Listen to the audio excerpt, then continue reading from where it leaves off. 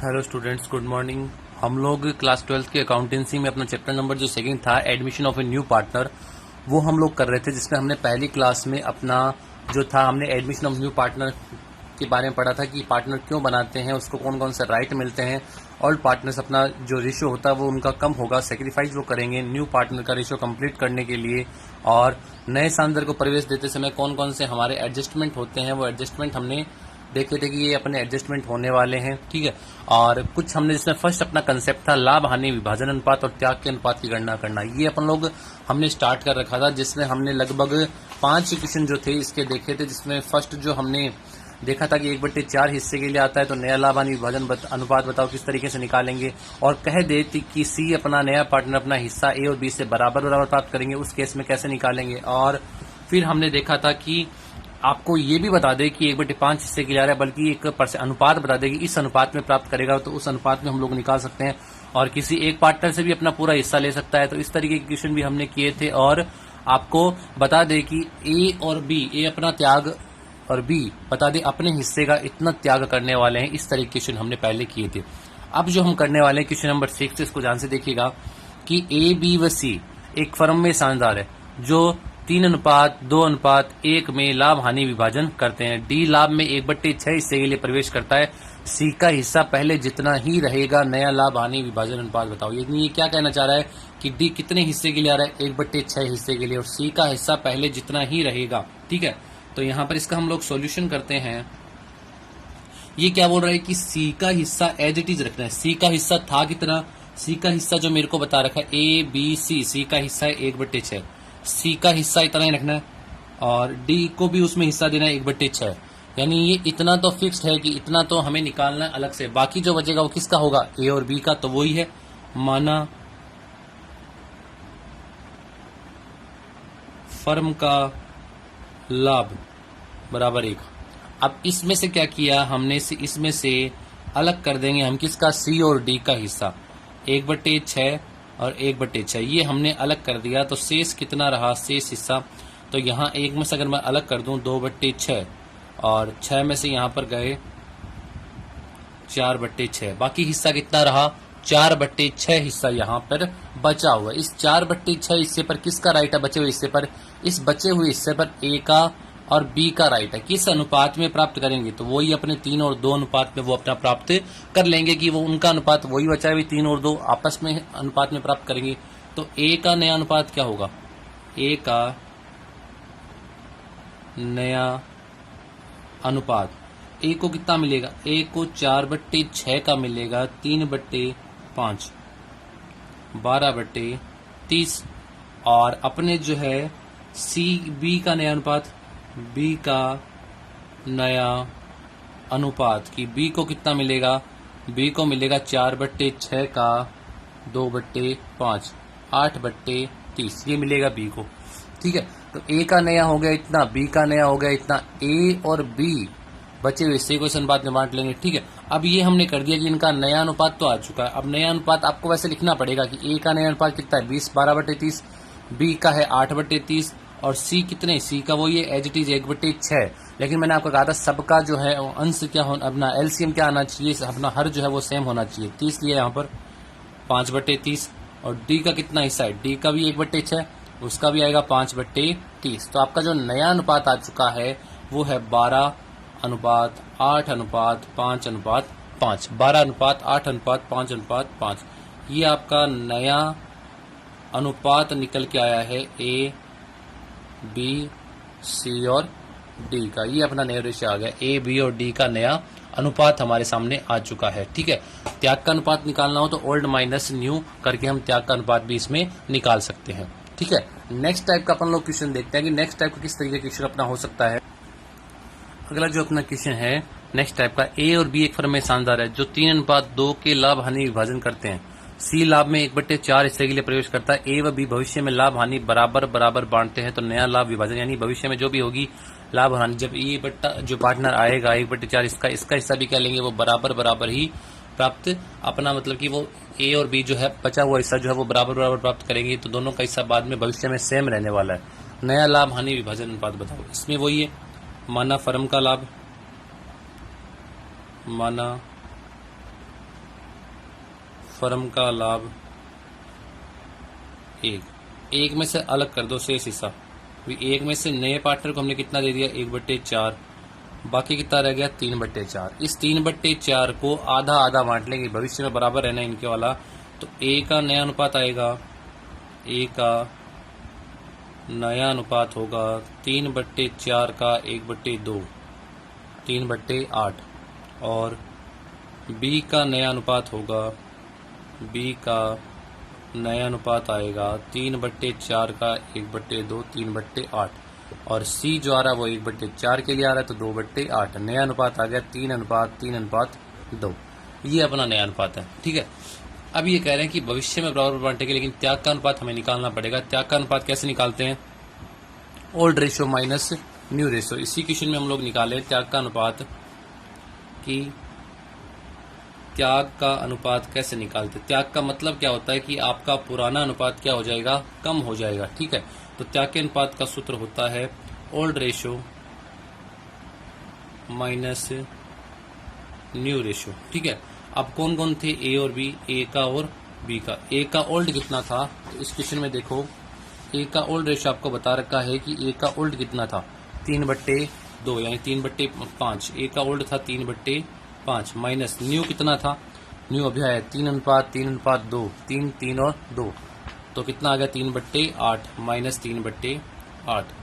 B का old कितना था 2/5 और न्यू कितना है 3/8। इसका निकाल लेंगे, 40 अपना एलसीएम आएगा।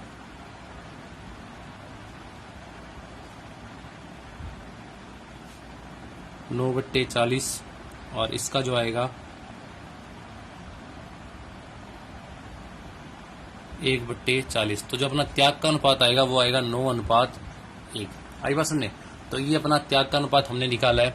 इसमें लास्ट 1-2 टाइप के क्वेश्चन और है, वो और देख लें, फिर अपन जो है नेक्स्ट कंसेप्ट में चलने वाले हैं।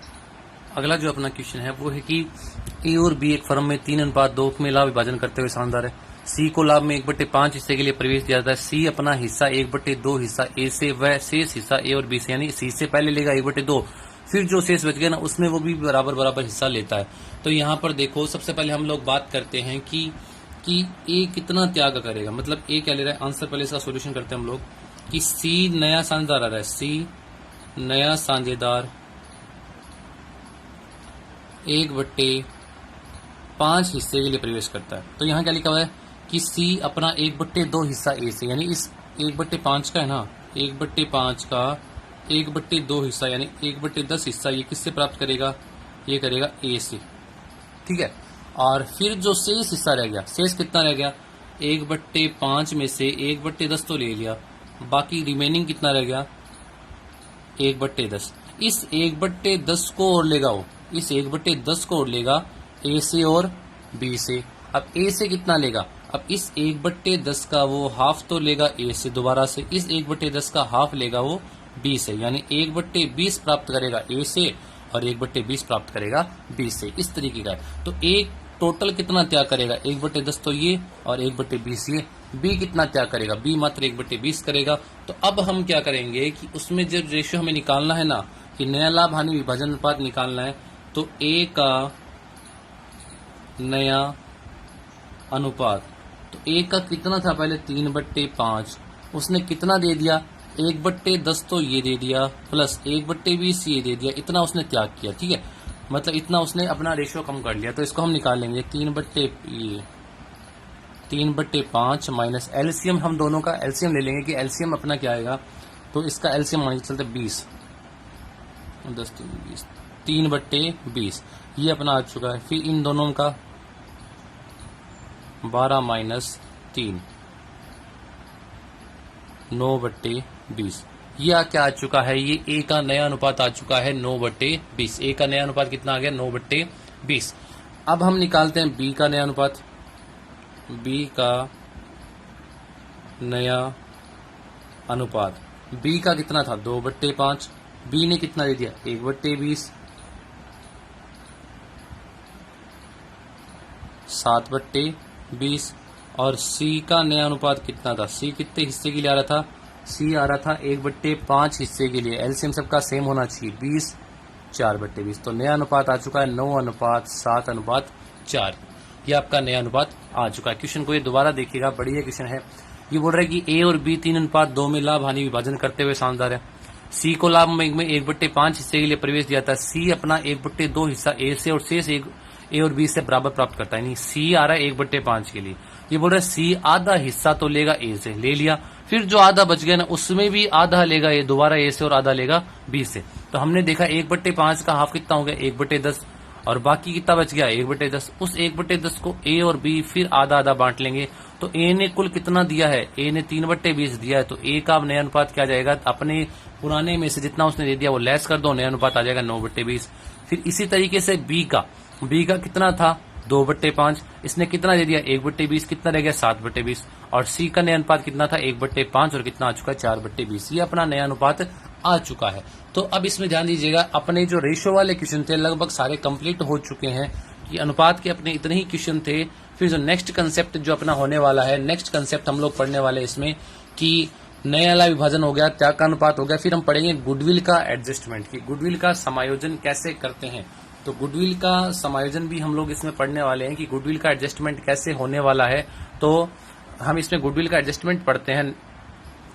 गुडविल का एडजस्टमेंट हम लोग स्टार्ट करते हैं। ख्याति का समायोजन, ख्याति की गणना भी हम लोग सीखने वाले हैं, उसके समायोजन को भी हम लोग, आज हम केवल नॉर्मल एंट्रियां सीख रहे हैं। कल हम नेक्स्ट क्लास में गुडविल का वैल्यूएशन कैसे करते हैं, कैलकुलेशन कैसे करते हैं, गुडविल का अमाउंट निकालेंगे कैसे, वो हम सीखने वाले हैं। तो अभी हम नॉर्मल एंट्रियां जो होती है कि जब नया साझेदार प्रवेश करता है, नया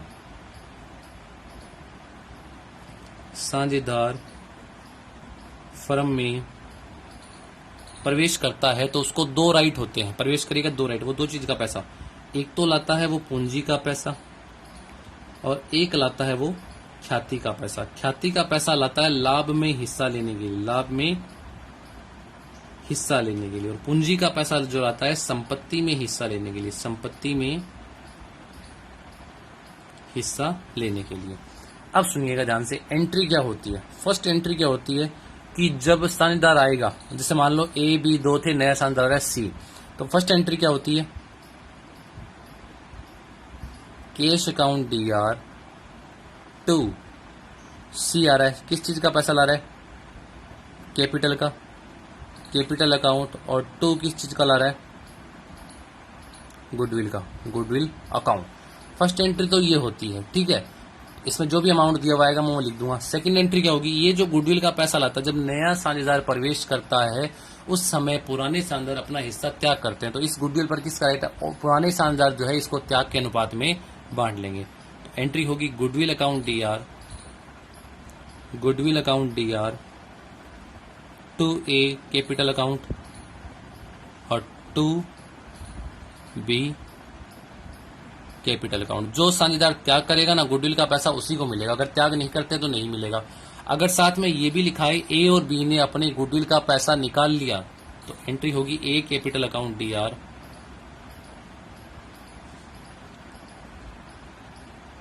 B capital account DR to cash account. ये एंट्री होगी, ठीक है। ये तो कब होता है, जब नया साझेदार ख्याति का पैसा नगद लाता है, जब नया साझेदार ख्याति यानी गुडविल का पैसा नगद लेके आता है, नगद लाएगा, उस समय एंट्री करनी है। अगर कुछ नगद में लाए और कुछ मतलब कि वो उसके अकाउंट से चार्ज कर लेंगे, जैसे मान लो उसकी लाइबिलिटी बनती है 10,000, वो केवल 6,000 रुपए ही लेके आया है, यानी कुछ पैसा तो लाता है नगद में। यानी जो ख्याति का पैसा है उसने जैसे बनते हैं उसके 10,000 रुपए, और वो केवल नगद में कितने लेके आ रहा है, वो नगद में लेके आ रहा है 6,000 रुपए। तो हम 4,000 रुपए उसके अकाउंट से चार्ज करेंगे, 4,000 रुपए उसके अकाउंट से हम लोग चार्ज करने वाले हैं।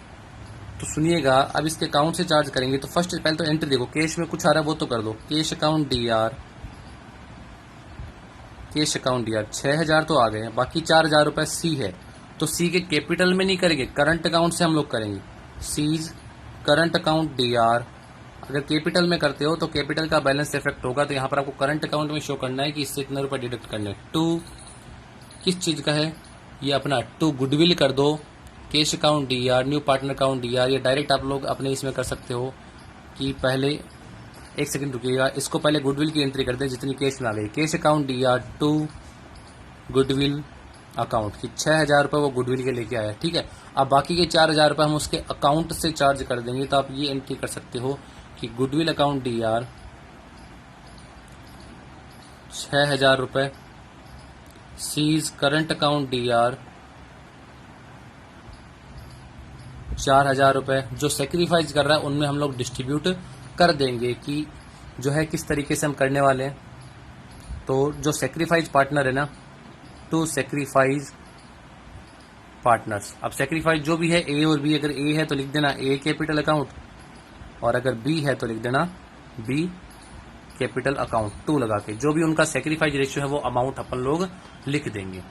तो ये अपना जो है गुडविल का छोटा सा हमने केवल पढ़ा है कि गुडविल कैसे कितना पार्टनर पूंजी का लाता है। अब नेक्स्ट क्लास में हम लोग पढ़ने वाले हैं कि गुडविल का अमाउंट कैलकुलेशन हम लोग कैसे करेंगे। Thank you.